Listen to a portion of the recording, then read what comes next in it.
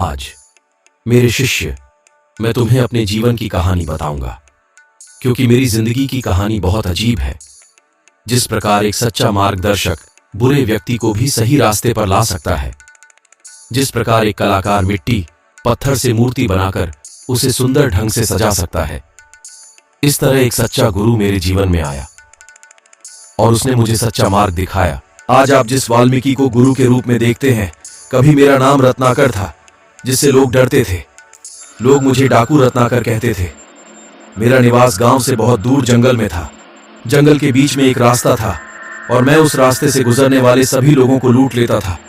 धन, आभूषण, वस्त्र, इसी तरह मेरी जिंदगी चल रही थी। एक दिन देवर्षि नारद उसी रास्ते पर आए। मैं छुप रहा था।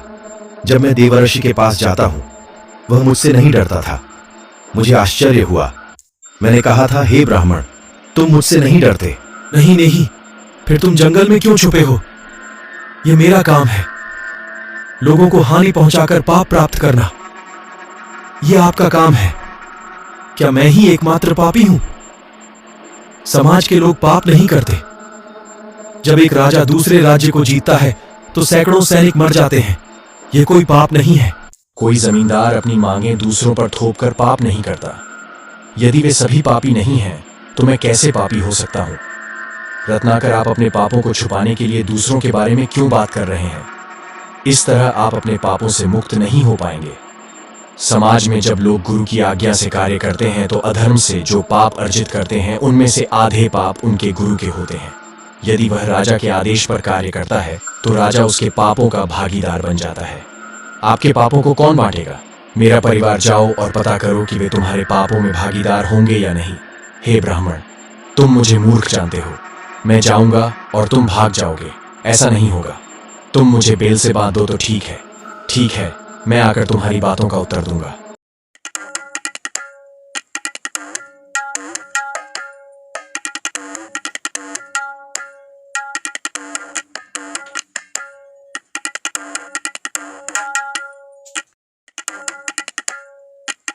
रत्नावली, रत्नावली, तुम्हें पता है मैं क्या करता हूं? तुम मेरे पाप के भागी बनोगे। पति, नहीं, मैं आपके पाप का भागीदार नहीं बन सकता। शादी के वक्त वादा किया था कि सुख दुख बांटूंगा। पाप कर्म नहीं है। माँ, क्या तुम मेरे पापों में भागीदार बनोगी?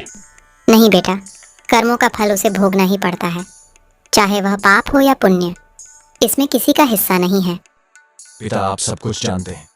क्या तुम मेरे पापों में भागीदार होगे? नहीं बेटा, जो कर्म करता है उसे भोगना ही पड़ता है। मैंने अब तक क्या किया है? मैं पाप से कैसे बच सकता हूँ? जाओ बेटा, उसके पास जाओ जिसने तुम्हें हमारे पास भेजा है। वह महापुरुष तुम्हें पाप से मुक्ति का मार्ग बताएगा। हे ब्राह्मण, बताओ तुम कौन हो? मैं नारद हूँ, देवर्षि नारद। देवर्षि, मुझे बताएं कि मैं अपने पापों से कैसे बच सकता हूँ। अच्छे कर्मों में अच्छे कर्म आपके पापों से छुटकारा दिलाएंगे।